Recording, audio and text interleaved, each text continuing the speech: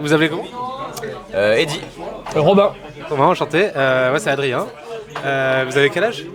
32. 31. Ah bah pareil que moi à peu près. Bah voilà. Et vous faites quoi dans la vie? On travaille on est collègues en fait, on travaille tous les deux à la direction générale de la police nationale du coup, au ministère de l'Intérieur, on est juriste en fait. Ok, très bien. Et ça consiste en quoi du coup votre travail au quotidien? Le travail quotidien, c'est En gros, s'assurer ouais. que la police nationale respecte toutes les règles et le cadre juridique en matière de droit à la protection des données. Entre autres. Voilà, entre autres. En fait, pour faire simple, on s'occupe de toutes questions de droit qui vont intéresser la police nationale. Donc effectivement le droit des fichiers de police, parce qu'on utilise beaucoup de fichiers, mais aussi toutes les réformes de la procédure pénale, les négociations sur l'échange d'informations en matière pénale entre les membres de l'Union européenne, etc. Donc tout ce qui est de près ou de loin va toucher au juridique et qui intéresse la police, on s'en occupe. Voilà. Ok, vous avez un ami qui vient d'arriver? On a un collègue qui arrive là, voilà, il est beau, il a une petite cravate. Est-ce que tu acceptes d'être interviewé, que ça finisse sur les réseaux sociaux? Oui, volontiers. Donc pareil, protection des données de la police nationale. Non, moi je bosse sur les questions budgétaires et logistiques. Ok, plus précisément? Alors, budgétaire c'est l'argent et logistique c'est immobilier, véhicules, équipements, toujours pour la police nationale, donc plein de choses très intéressantes et voilà. Donc c'est toi qui dois annoncer au commissariat, ah bah là ils ont coupé les lignes budgétaires donc vous pouvez plus embaucher. C'est lui qui les coupe. Voilà, alors non c'est pas moi qui l'annonce mais c'est moi qui essaye de faire en sorte qu'on les annonce. Quelles sont vos inquiétudes en ce moment, vos préoccupations?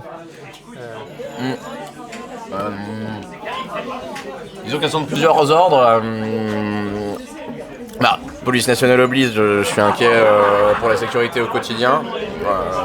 Parce qu'on voit tous les jours, nous, à notre niveau, mais que le niveau de violence augmente, que les ce qu'on appelle les petites incivilités ont été augmentées aussi, que les micro-agressions augmentent dans les transports en commun, pour des affaires ou pour des regards, pour des petites bousculades, etc. Vous avez des gens qui sortent des couteaux pour planter d'autres gens, donc disons que c'est quelque chose qu'on perçoit assez sensiblement, que le niveau de violence augmente et surtout qu'il augmente chez des gens qui sont de plus en plus jeunes en fait, parfois des très jeunes mineurs, etc. Donc c'est quelque chose qui inquiète sur l'état de brutalité et de violence du pays. Moi, mon inquiétude première, alors ça devient de plus en plus commun et je pense que c'est bien, mais en même temps mal, c'est le problème de l'écologie. Au niveau mondial, tous les problèmes qu'on peut rencontrer, sécheresse, augmentation du niveau de la mer, méga feu, tous les poncifs. Et du coup, moi, ça m'angoisse un peu. Climato-sceptique, je dirais pas ça, mais je pense qu'on est quand même. Moi, j'en suis pas loin de me dire que, au final, c'est quand même assez problématique. Moi, j'ai 30 ans, j'ai encore, si tout va bien, 50 ans à vivre. Dans un milieu où en fait on a saccagé la nature, où on bouffe de la merde, on boit de la merde, on respire de la merde et où on n'est pas très allant pour trouver des solutions innovantes, ça m'inquiète beaucoup. On donne la parole à... Il va falloir que je trouve encore des choses à dire, mais pour rebondir sur ce que disent mes chers collègues, c'est que je trouve qu'un des grands soucis, c'est qu'aujourd'hui on a beaucoup plus de mal à se parler, à débattre, même entre amis en fait, où de plus en plus ces positions-là se crispent vachement, et même si on n'a pas tout de suite des positions qui sont forcément très proches, ça peut vite monter dans les tours, qui je trouvais même était, moi, de ma vision à moi, qui suis pourtant pas si vieux, était moins le cas avant, et où tout de suite on va reprocher 1000 choses aux autres, on va avoir beaucoup de mal à trouver des lieux communs et je trouve ça très dangereux et je pense que ça rejoint complètement cette montée un peu de l'individualisme, etc. qui était dit. Et même plus globalement, je trouve ce qui le montre le plus et qui est très inquiétant, c'est qu'il y a un peu maintenant un recours débridé à la violence, mais qui n'est pas que physique, mais même verbal. L'exemple de Trump, là il le montre plus que tout, où là c'est vraiment celui qui aura la plus grosse qui montrera. Et, tu vois, qu'entre alliés, il est capable de dire ok, le Canada c'est le 51e État, l'Europe on s'en bat les couilles, le Groenland... En fait, ils veulent tous un truc, tu vois, les gars comme Musk, c'est le fait que maintenant il y avait un peu des barrières un peu morales, civiques qu'on se mettait, qui étaient d'ailleurs plus ou moins bonnes et plus ou moins vraies, mais au moins il y avait à minimal la prétention à vouloir qui est en train d'exploser complètement et derrière les effets ils peuvent être absolument dévastateurs si on se dit en fait il n'y a plus aucun système de pensée, de normes ou autre qui existe, let's go, là c'est pas super positif, voilà. Qu'est-ce que l'Europe ou la France devrait faire vis-à-vis des pays à bas revenus, des pays pauvres? Balancer de la thune, alors effectivement nous, l'AFD, je sais comment un peu ça fonctionne, on essaye de flécher sur des projets un peu précis, de tracer l'argent, de voir comment il est utilisé, etc. Mais de fait, l'aide publique au développement, c'est quelque chose qu'on fait depuis les années 80, assez massivement, et on voit très bien que ça ne marche pas, parce qu'en fait, balancer du fric, ça suffit pas, en fait. Pour qu'un pays ait une économie prospère, il faut un État à peu près efficace qui peut collecter les impôts, il faut un environnement économique favorable aux affaires, il faut un environnement politique aussi qui soit pas trop instable, donc il faut un minimum de sécurité. En fait, ça rejoint un peu ce que mes camarades ont dit. Je pense que l'Occident se contente de donner de l'argent pour se donner une bonne conscience en disant on donne de l'argent et c'est terminé, ils se débrouillent.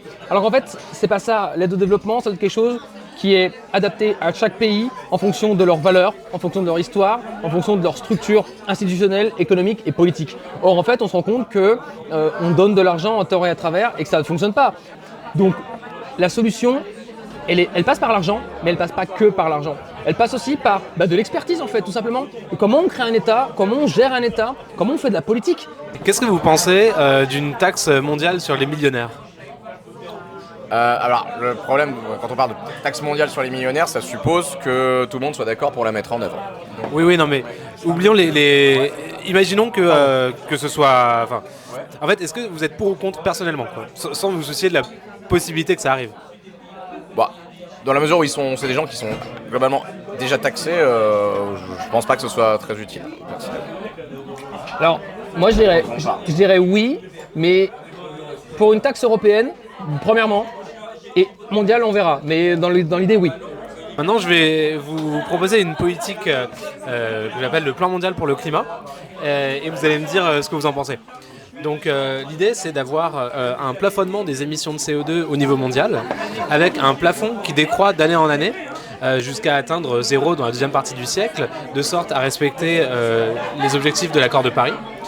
Et le plafond est implémenté grâce à des permis d'émission qui sont mis aux enchères, donc en nombre limité, chaque année aux entreprises à la source des émissions, qui donc répercutent le coût de ces permis d'émission en hausse de prix sur les énergies fossiles. C'est le marché carbone, quoi. Donc l'idée, c'est que les recettes générées par les ventes des permis d'émission seraient redistribuées à part égale entre tous les humains.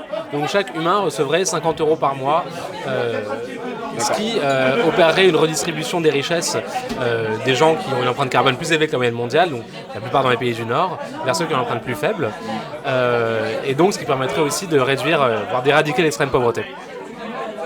Alors sur le principe, moi je suis pas contre. Alors déjà c'est à supposer que le produit de cette taxe permette de donner ces fameux 50 € par mois. C'est sur le principe je suis pas contre. Après, c'est vrai que les quotas carbone, finalement, c'était pas les quotas carbone ancienne version, c'était de base pas une idée déconnante. En tout cas, c'était plus efficace que la réglementation ou la surtaxation sur les profits des entreprises, je pense. Donc, c'était acheter ses droits à polluer, c'était pas bête. Après, le gros problème, c'est d'imposer ce type de taxe, effectivement, à des pays qui n'en ont aucune envie. Typiquement, tu prends les trois plus grands pollueurs mondiaux que sont les États-Unis, la Chine et l'Inde. Je suis pas sûr qu'on arrive à leur imposer ce système-là, alors que le sort de la planète repose principalement sur les émissions de CO2 de ces pays-là. Après, pour moi, le biais à éviter, c'est de trouver le bon niveau. On en parlait tout à l'heure du prix du quota, mais c'est de trouver le bon niveau pour éviter que ça ait un effet inflationniste, dans le sens où, par exemple, les entreprises, les raffineries, les entreprises qui dépendent des raffineries répercutent les achats de quotas sur le prix de l'énergie, par exemple. Ça, c'est peut-être le piège à éviter, quoi. Alors, avant... Quoi qu'il arrive, la transition, ce serait inflationniste. Et c'est ça, pour moi, le nerf de la guerre, c'est que pour la transition, on sera obligé de payer. Le problème, c'est qu'à la fin des fins, personne ne veut payer. C'est ça toute la difficulté et tout le challenge qu'on va devoir résoudre. Et alors toi, t'en penses quoi de cette proposition de plan mondial pour le climat ? En absolu, c'est une proposition qui me paraît très bien. Tout l'enjeu, et en fait la seule façon pour que ça marche, c'est de réussir à englober le plus de gens et de personnes possible. Parce qu'en fait, si on fait juste... Imaginons, on arrive à vraiment l'inclure en Europe, à vraiment le faire en Europe jusqu'au bout, etc. Mais que derrière, les Américains ils disent « moi j'en ai rien à foutre », et c'est d'ailleurs ce qu'ils sont en train de dire. Nous on va faire du fracking, on va faire du gaz pas cher du tout, on va relancer nos industries, etc. En fait, c'est horrible, c'est que ça servira à rien et on mourra entre guillemets avec nos belles idées et on va faire que paupériser, on aura de moins en moins de poids pour agir à la fin. Ça veut pas dire qu'il faut pas le faire, ça veut dire qu'en fait il faut réussir, et ce qui est hyper difficile, mais à trouver les leviers pour ne pas rester qu'en intra-européen, pour moi, notre plus grande plus-value, c'est de pouvoir montrer qu'il y a un modèle qui puisse exister. Encore que l'objectif, c'est de réussir à, le plus possible, entraîner des pays avec nous. Sinon, en fait, parce que l'enjeu aujourd'hui, il est plus en Europe de transition pour moi. Imaginons qu'il y ait des pays du Sud, tous les pays du Sud, y compris la Chine, qui proposent ça. Les États-Unis, la Russie refusent. Est-ce que l'Union européenne devrait accepter ou pas, enfin, rejoindre l'accord ou pas? Bah, on le fait déjà en Europe que pour nous, donc bien sûr. Et toi, qu'est-ce que tu en penses Bah, en fait, moi, ce qui me pose problème dans ce petit système, c'est qu'on est encore dans une logique de marché, dans une logique en fait, ultra capitaliste. Et que le capitalisme, peu importe sa forme, et on peut lui mettre un vernis écolo avec un marché du quota carbone, il mènera toujours à la perte de l'humain et de l'économie. Et qu'en fait, c'est pas... moi, sur le principe, je suis d'accord, ça me va très bien, 50 € et tout, il n'y a pas de problème. C'est même une très bonne idée. Mais qu'à terme, et l'histoire, je pense, le démontrera, ou l'a déjà en partie démontré, le capitalisme, il cause un peu, même totalement, la perte de l'humain, voire de l'humanité. Et c'est un vrai souci pour moi, parce que je me dis que... Mais non, mais en fait, je me dis que le truc... c'est que plutôt qu'être dans une logique mercantile, pourquoi on n'agirait pas juste sur la conscience des gens pour qu'ils comprennent enfin que y a des chefs d'entreprise, hein, je dis pas des citoyens, tous les citoyens en fait, chefs d'entreprise, politiques, banquiers aussi, parce que la banque a aussi un vrai rouage de système économique et même de la crise écologique qu'on connaît.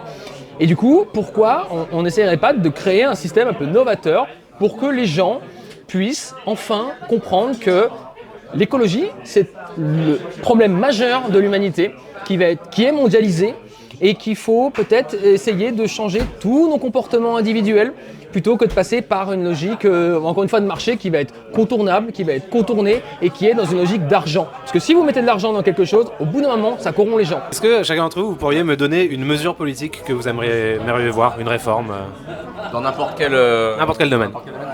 Ah, attends. moi j'ai tout de suite l'idée. Vas-y. Alors c'est quelque chose dont on parle beaucoup en ce moment, mais c'est la réforme du système de retraite pour moi. Je baisse une partie des retraites au-dessus d'un certain seuil, donc on va pas baisser les petites retraites évidemment, et surtout pendant un certain temps, alors ça à voir en fonction des calculs, je désindexe les retraites de l'inflation. Voilà. Moi, si je dois rebondir, c'est un peu sur un autre sujet. Alors je dirais pas forcément que c'est ma première mesure que je ferai absolument, mais c'est une qui me vient en tête et qui pour moi est important. C'est une mesure de vivre ensemble, ce serait d'instaurer, un peu comme là aujourd'hui tu as des espèces de stages obligatoires de 3e ou de seconde. Alors j'ai pas exactement le format en tête, etc. Mais c'est en fait un peu une action communautaire dans le sens dans ta communauté proche, que ce soit pour les enfants, pour les jeunes, genre au collège ou au lycée. Ça peut être une fois tous les trimestres, j'ai pas le détail absolu, mais à un endroit où, genre, par exemple, tu fais une action dans un EHPAD du coin, tu fais une action dans une asso du coin, ou un truc où juste tu fais en sorte que les gens qui viennent de différents milieux, qui ne se parlent pas, puissent se parler, puissent faire des actions communes. Parce que je trouve que le vivre ensemble, c'est vraiment un truc. Là, je te parlais au début du fait qu'on ne se parle plus même entre amis, mais je trouve que partout, je trouve ça un peu dramatique et c'est un sujet. Il y a plein de sujets qui sont hyper importants, mais je pense qu'on peut faire des choses qui sont pas si compliquées, qui ne coûtent pas forcément si cher et qui permettraient de travailler un peu là-dessus et de remettre un peu du liant dans la société. Même nous on ne parle plus, tu vois.